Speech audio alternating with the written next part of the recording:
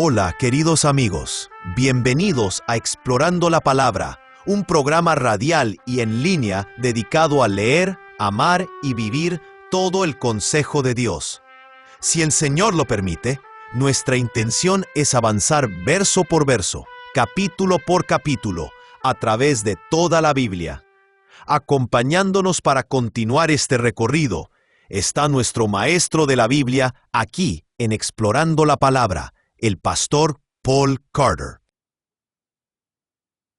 Si tienes tu Biblia contigo, me encantaría que la abras ahora en Éxodo capítulo 30. Este capítulo es, básicamente, un apéndice a las instrucciones relacionadas con la construcción del tabernáculo y sus rituales. Como mencioné en el capítulo 25, el complejo del tabernáculo tenía 3 zonas. Estas son, en orden descendente de santidad, el lugar santísimo, el lugar santo y el atrio exterior. Por lo general, cuando Dios iba describiendo los muebles y los utensilios asociados con cada zona, comenzaba con el objeto más importante. Así que en el capítulo 25 comenzó con el Arca del Pacto, el objeto más importante de la primera zona, el lugar santísimo. Luego, más adelante en el capítulo 25, comenzó a describir la mesa y el candelabro, los objetos más importantes de la segunda zona, el lugar santo. Después, en el capítulo 27, comenzó a describir el altar de bronce, el objeto más importante de la tercera zona, el atrio exterior, y así sucesivamente. Aquí, en el capítulo 30, regresamos entonces a algunos objetos de menor importancia de las zonas exteriores. En la primera zona hay solamente un objeto, el Arca del Pacto. Así que estos son elementos auxiliares asociados con las zonas exteriores. Eso es lo que está ocurriendo en Éxodo capítulo 30. Ahora bien, eso no quiere decir que la disposición aquí carezca de significado. J. Alec Motyer ve un significado particular en la manera en que la lámpara del atrio exterior, descrita en el capítulo 27, y el altar del incienso, descrito aquí al comienzo del capítulo 30, forman una especie de paréntesis alrededor de la discusión sobre el sacerdocio. Él cree que eso es muy intencional. Dice, simplemente debemos dejar que el simbolismo nos hable de la luz que resplandece hacia afuera y del incienso que asciende hacia arriba. Por un lado, cada uno de nosotros, cada creyente, como parte de su pueblo sacerdotal, tiene el deber sacerdotal de llevar a la iglesia y al mundo la luz del conocimiento de la gloria de Dios en el rostro de Cristo. Segunda de Corintios capítulo 4, versículos 4 al 6. Y por otro lado, tenemos el deber de asegurarnos de que la voz de la oración nunca guarde silencio en la intercesión sacerdotal. En todo esto, Jesús, por supuesto, es la luz perfecta. Juan capítulo 1, versículo 9, y Juan capítulo 8, versículo 12, y es el intercesor perfecto. Hebreos capítulo 7, versículo 25. Y Él nos deja un ejemplo de nuestras prioridades sacerdotales. Eso puede ser cierto, y ciertamente encaja con la manera en que estos símbolos son usados a lo largo del Nuevo Testamento. Escuchen ahora la palabra de Yahweh, comenzando en el versículo 1. Harás además un altar para quemar incienso en él. De madera de acacia lo harás. Será cuadrado, de 1 codo será su longitud, y de 1 codo su anchura. De 2 codos será su altura. Sus cuernos serán de una sola pieza con él. Lo revestirás de oro puro, su parte superior, sus lados en derredor y sus cuernos, y le harás una moldura de oro alrededor. Le harás 2 argollas de oro debajo de su moldura. Los harás en 2 de sus lados, en lados opuestos, y servirán de sostén para las varas con las cuales transportarlo. Harás las varas de madera de acacia y las revestirás de oro. Pondrás el altar delante del velo que está junto al arca del testimonio, delante del propiciatorio que está sobre el arca del testimonio, donde yo me encontraré contigo. Aarón quemará incienso aromático sobre él. Lo quemará cada mañana al preparar las lámparas. Cuando Aarón prepare las lámparas al atardecer, quemará incienso. Habrá incienso perpetuo delante del Señor por todas las generaciones de ustedes. No ofrecerán incienso extraño en este altar, ni holocausto, ni ofrenda de cereal, tampoco derramarán libación sobre él. Aarón hará expiación sobre los cuernos del altar una vez al año. Hará expiación sobre él con la sangre de la ofrenda de expiación por el pecado. Generaciones de ustedes, santísimo es al Señor. Ahora, solo un breve recordatorio aquí que les ayudará a mantener estos objetos bien ordenados en la mente. Si un objeto está recubierto de oro, entonces ese objeto pertenece ya sea al lugar santísimo o al lugar santo. Los objetos de la primera zona y de la segunda zona están recubiertos de oro. Los objetos del atrio exterior, la tercera zona, están recubiertos de bronce. Este altar está recubierto de oro. Por lo tanto, podemos visualizarlo de pie justo delante de la cortina que conduce al lugar santísimo. Así que, si usted fuera sacerdote y entrara en la tienda propiamente dicha, en el lugar santo, habría visto este altar del incienso de pie justo delante de la entrada al lugar santísimo. Como sacerdote, usted nunca habría pasado más allá de este altar para entrar al lugar santísimo. Eso solo lo habría hecho Moisés o Aarón, o quien quiera que fuera el sumo sacerdote en años posteriores. Como se ha dicho mucho anteriormente, parece muy probable que el incienso tenía la intención de simbolizar las oraciones del pueblo de Dios. Recuerden que este tabernáculo estaba basado en algún tipo de modelo celestial. Y en el libro de Apocalipsis, en el Nuevo Testamento, el apóstol Juan recibió una visión del salón del trono en el cielo. En Apocalipsis capítulo 5, versículo 8, el texto dice: «Y cuando él tomó el rollo, los 4 seres vivientes y los 24 ancianos se postraron delante del Cordero, cada uno con un arpa y copas de oro llenas de incienso, que son las oraciones de los santos». Así que allí mismo se refiere a copas de incienso, que son las oraciones de los santos. Por lo tanto, creo que estamos en terreno muy sólido al hacer esta conexión. La expiación sobre sus cuernos, mencionada en el versículo 10, debía ocurrir una vez al año. Esto llegó a formar parte del ritual asociado con el día de la expiación, que se describe con mayor detalle en Levítico capítulo 16. Volvemos al texto en el versículo 11. El Señor habló también a Moisés y le dijo: «Cuando hagas un censo de los israelitas para contarlos, cada uno dará al Señor un rescate por su persona cuando sean contados, para que no haya plaga entre ellos cuando los hayas contado. Esto dará todo el que sea contado, medio siclo, conforme al siclo del santuario. El siclo es de 20 geras. Medio siclo es la ofrenda al Señor. Todo el que sea contado de 20 años arriba dará la ofrenda al Señor. El rico no pagará más, ni el pobre pagará menos del medio siclo, al dar la ofrenda al Señor para hacer expiación por sus vidas. Tomarás de los israelitas el dinero de la expiación, y lo darás para el servicio de la tienda de reunión, para que sea un recordatorio para los israelitas delante del Señor, como expiación por sus vidas». Estos versículos describen el censo y el impuesto por persona. Ahora bien, no estamos completamente seguros de por qué se consideraba tan peligroso realizar un censo. Sabemos que lo era. Joab se opuso fuertemente al deseo de David de realizar un censo en 2 de Samuel capítulo 24, y como resultó después, con mucha razón. La explicación más probable es que la razón principal para realizar un censo era comenzar a hacer preparativos para la guerra. Y según la Biblia, solamente Dios podía declarar la guerra, cosa que generalmente hacía por medio de un profeta reconocido. Así que cuando David realizó un censo, en esencia estaba usurpando el derecho divino. Y eso fue recibido, como era de esperarse, con ira divina. Así que hacer un censo era un asunto peligroso. Más le valía a uno estar seguro de que esa guerra había sido autorizada por Dios, o estaría poniéndose en posición de recibir disciplina divina.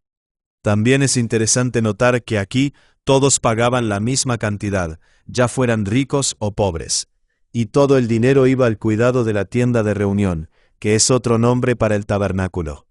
Hubo una tienda de reunión antes de que se construyera el tabernáculo, prototabernáculo. Pero luego, una vez que el tabernáculo fue construido, también se le llamaba a veces la tienda de reunión. El punto es que el dinero del impuesto por persona terminaba allí. Era usado para sostener la adoración. La idea era que el tabernáculo pertenecía a todos por igual, y por lo tanto todos debían contribuir. Como he dicho antes, dar es una de las maneras principales en que expresamos humildad, dependencia y lealtad en nuestra adoración, tanto en el Antiguo Testamento como en el Nuevo. Volvemos al texto en el versículo 17. El Señor habló a Moisés y le dijo: harás también una pila de bronce, con su base de bronce, para lavatorio. La colocarás entre la tienda de reunión y el altar, y pondrás agua en ella. Con ella se lavarán las manos y los pies Aarón y sus hijos. Al entrar en la tienda de reunión, se lavarán con agua para que no mueran. También, cuando se acerquen al altar a ministrar para quemar una ofrenda encendida al Señor, se lavarán las manos y los pies para que no mueran. Será estatuto perpetuo para ellos, para Aarón y su descendencia, por todas sus generaciones. Como mencioné antes, los objetos recubiertos de oro pertenecían al lugar santísimo o al lugar santo, mientras que los objetos de bronce pertenecían al atrio exterior. Así que aquí la fuente de bronce era para que los sacerdotes se lavaran antes de entrar en la tienda propiamente dicha, el lugar santo, o, en el caso de Aarón y los sumos sacerdotes posteriores, el lugar santísimo. El simbolismo aquí es muy importante. Aunque el sumo sacerdote y los sacerdotes regulares eran bañados completamente una sola vez al principio, como parte de su servicio de ordenación, tenían que lavarse las manos de manera continua si querían acercarse a Yahweh. La idea, por supuesto, es que así como somos salvos una sola vez por gracia, mediante la fe en Jesucristo, sin embargo, si queremos acercarnos a Dios en oración y servicio, debemos lavarnos las manos y purificar nuestros corazones, por decirlo así.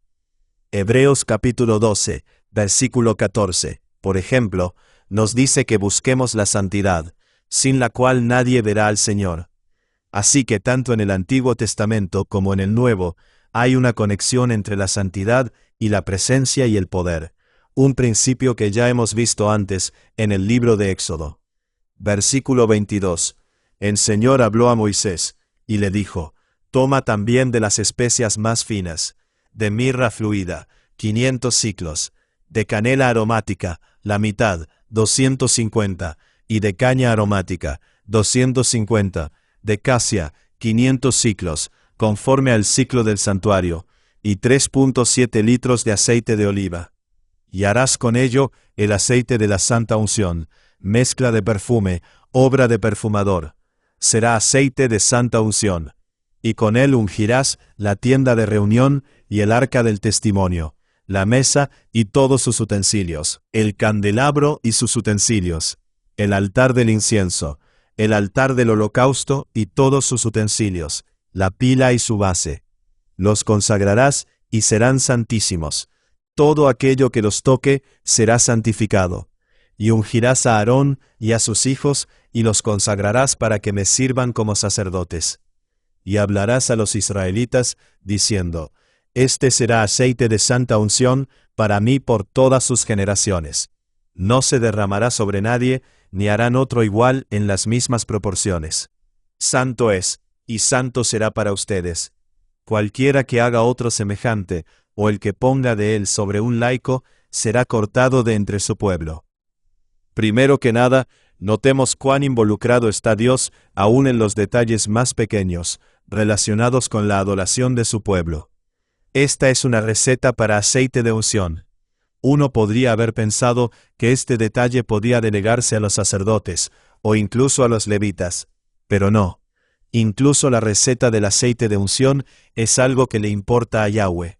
Y como vemos ahora en el siguiente párrafo, también le importa la receta para la preparación del incienso santo. Versículo 34. Entonces el Señor dijo a Moisés: Toma especias, estacte, uña aromática y gálbano, especias con incienso puro, que haya de cada una igual peso. Con ello harás incienso, un perfume, obra de perfumador, sazonado, puro y santo. Y molerás parte de él muy fino, y pondrás una parte delante del testimonio en el tabernáculo de reunión, donde yo me encontraré contigo. Santísimo será para ustedes. Y el incienso que harás no lo harán en las mismas proporciones para su propio uso. Te será santo para el Señor. Cualquiera que haga incienso como este, para usarlo como perfume, será cortado de entre su pueblo. Como mencioné, para nosotros, como lectores modernos de la Biblia, es notable encontrarnos con este tipo de instrucciones tan precisas, relacionadas con lo que ya hemos identificado como utensilios auxiliares del tabernáculo. Nos preguntamos por qué Dios está tan involucrado en estos detalles aparentemente menores. J. Alec Motyer nuevamente nos ayuda aquí. Él dice: cualquier tipo de suposición casual de que todo lo que hacemos con sinceridad es tan válido en el cielo como puede ser agradable en la tierra, no encuentra respaldo alguno en la Biblia. Como mínimo, creo que el punto en todo esto sería que lo que hacemos cuando adoramos aparentemente le importa muchísimo a Dios, y por lo tanto debe ser revisado cuidadosamente a la luz de cualquier instrucción que se encuentre en la Santa Escritura. Esa conclusión parece verificarse por el hecho de que, en los versículos 26 al 28, el texto dice que no solo los sacerdotes fueron ungidos con el aceite de unción especialmente preparado, sino también la tienda, el arca, la mesa, el candelabro, el altar del incienso, el altar del holocausto, la fuente y su base, y todos los utensilios asociados. Eso significa que el aceite de unción era usado para identificar los objetos aprobados divinamente.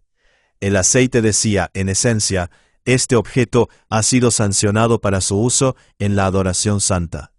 Eso debería hacernos detenernos y reflexionar.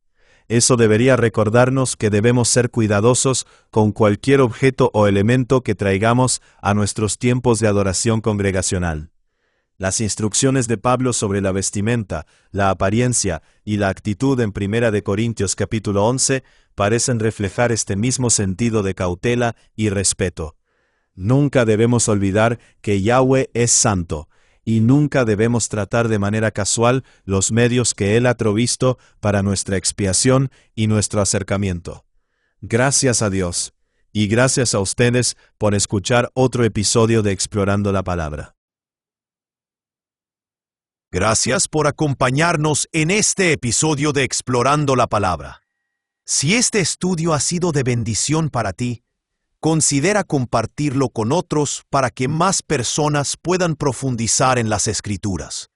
Recuerda que el propósito de estudiar la Biblia no es solamente adquirir conocimiento, sino conocer más profundamente a Cristo y vivir de acuerdo con la verdad de su palabra. Nos vemos en el próximo episodio, mientras continuamos explorando la palabra de Dios juntos.